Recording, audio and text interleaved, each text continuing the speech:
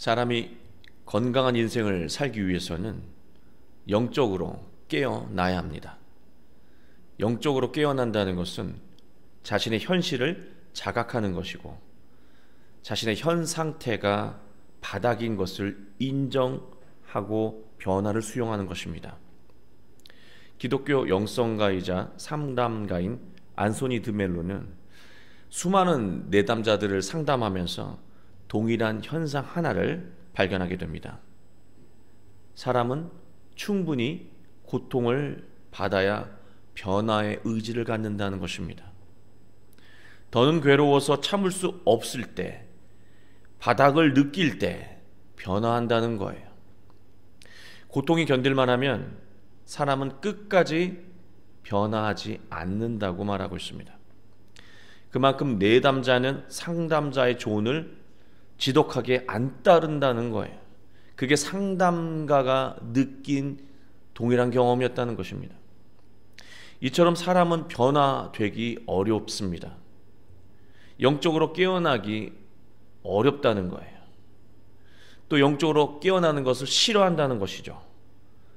나 자신이 바로 그런 존재라고 하는 것을 우리가 알아야 한다는 것입니다.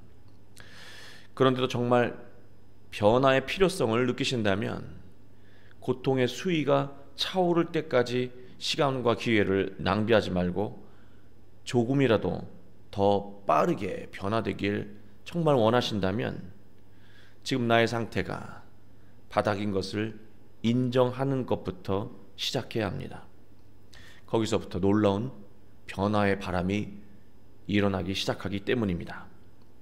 오늘 말씀은 우리가 잘 아는 수르보니게 여인의 이야기입니다.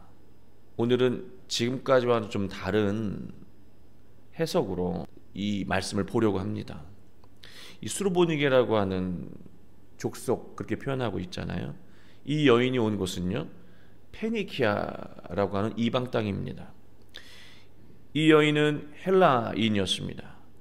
유대인들이 상종하기 싫어하는 그런 이방인이었다라고 하는 것입니다. 이 여인에게는 딸이 하나 있었는데 더러운 귀신이 들린 상태입니다. 이 더러운 귀신이라고 하는 것은 우리가 일반적으로 생각하는 그런 빙의가 되는 그런 현상을 말하는 그런 귀신이 아닙니다. 성령의 원어를 보면 헬라어로 푸니마 아카사르톤이라고 표기하고 있습니다. 더러운 영이라고 하는 뜻이죠. 딸의 증세를 정확하게 직역을 하면 더러운 영을 가진 상태다라고 말할 수가 있습니다. 빙의라고 하는 것은 내 의지와는 상관없이 귀신이 이렇게 수동적으로, 피동적으로 들리는 거잖아요. 또 우리 번역도 귀신 들렸다고 되어 있잖아요. 자기 의지와는 상관없이. 그러나요, 헬라어 원어는 그렇지 않습니다. 더러운 영을 가졌다라는 뜻인데, 이 가졌다는 게 수동태가 아니라 능동태예요. 자기가 원해서 가진 거예요. 빙의라고 하는 것은 특별한 상황에서 일어나는 희귀한 현상이지만 더러운 영, 더러운 마음을 갖는 것은 누구에게나 일어날 수 있는 영적인 증세라고 하는 것입니다. 이 딸의 증세는 우리에게도 하루에도 여러 번 계속해서 일어나는 증세라고 하는 거예요. 오늘날의 일상으로 이 상황을 설명한다면 수르보니게 여인은 건강하지 못한 심성과 사고를 지닌 딸 때문에 죽을 만큼 힘들었던 것입니다. 얼마나 힘들었으면 예수님의 소문을 듣자마자 곧바로 와서 예수님의 발 앞에 엎드렸을까, 그런 생각이 들었습니다. 여기서 딸이라고 하는 존재는 오늘날 나쁜 의도와 생각으로 나를 고통스럽게 만드는 사람을 의미할 수도 있고, 또 나쁜 의도를 가지고 누군가에게 고통을 주고 있는 우리 자신일 수도 있습니다. 그게 바로 딸이 가지고 있는 존재의 의미입니다. 수르보니게 여인은 딸에게 들린 이 귀신을 쫓아달라고 예수님에게 간절히 요구했습니다. 오늘날로 이 상황을 또 말하면 딸의 마음이 변화되게 해달라고 예수님에게 간곡히 부탁을 한 겁니다. 그런데 예수님의 대답이 평소와는 너무나 다릅니다. 예수님답지가 않습니다. 27절을 보시면 자녀로 먼저 배불리 먹게 할지니 자녀의 떡을 취하여 개들에게 던짐이 마땅치 아니한지라. 여기서 개라고 번역된 이 퀴나리온이라고 하는 단어는요, 정확하게 말하면 개가 아니에요. 개의 새끼입니다. 정말 이게 예수님이 하신 말씀인가 싶을 정도의 표현입니다. 그러나 이것은요, 예수님이 이 여인의 상황을 꿰뚫어 보고 하신 말씀이었습니다. 딸이 이 지경이 될 때까지, 더럽고 추악한 마음을 스스로 품을 때까지 정말 어미는 무관한 것인가? 예수님은 여인에게 물은 거예요. 예수님은 딸의 변화와 회복을 진정 원한다면 너부터 말씀으로 바뀌어야 한다고 지적하고 계신 거예요. 그리고 개도 아니고 개의 새끼라고까지 말씀하신 것은 네가 말씀으로 변화되려고 한다면 너의 상태가 바닥인 것부터 인정해야 한다는 거예요. 개의 새끼라고 말하고 있습니다. 너의 영적인 상태가 바닥인 것을 인정하느냐고 묻고 계신 거예요. 그래야 변화될 수 있다는 것입니다. 지금 여러분 저를 멀뚱멀뚱 보는데요, 여러분에게 하시는 말씀이고 저에게 하시는 말씀이에요. 가정이 변화되길 원하느냐? 직장이 변화되길 원하느냐?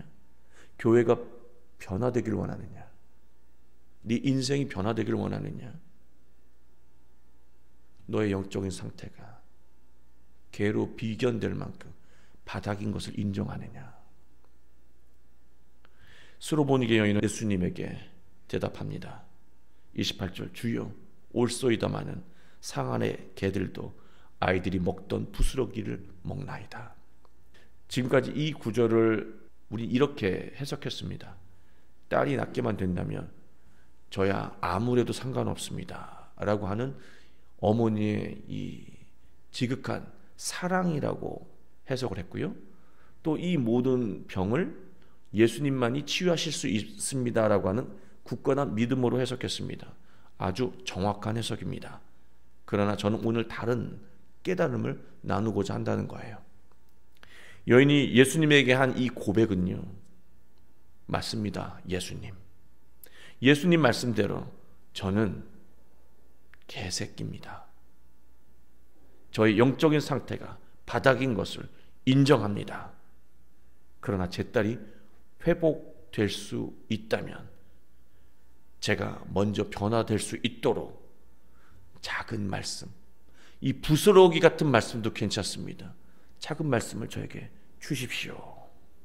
그렇게 고백한 거예요. 여인의 이 고백을 들은 예수님은 이렇게 말씀하셨습니다. 29절, 예수께서 이르시되 이 말을 하였으니 돌아가라, 귀신이 내 딸에게서 나갔느니라. 여기서 귀신은 다이모니온, 아까 푸뉴마 아카사르톤이라고 했잖아요. 더러운 영. 여기서 귀신은 다이모니온, 악마예요. 비슷한 결의 똑같은 표현입니다. 여자가 말한 이 말, 예수님이 이 말을 했다라고 할 때 이 말은요, 로고스입니다. 여러분이 잘 아시는 대로 로고스는 예수님 그 자체를 의미하는 것이고 예수님의 말씀을 가리키는 말이 로고스예요. 그냥 말이 아니에요.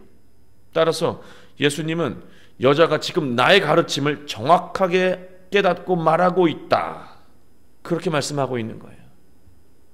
따라서 그는 변화되었고 더불어 딸이 회복되었다라고 예수님이 선포하고 있는 것입니다. 그의 입에서 예수님의 로고스가 나왔다는 거예요. 인생의 변화는 나의 영적인 상태가 바닥인 것을 인정하고 예수님의 말씀을 받아들이는 것부터 시작된다는 것입니다.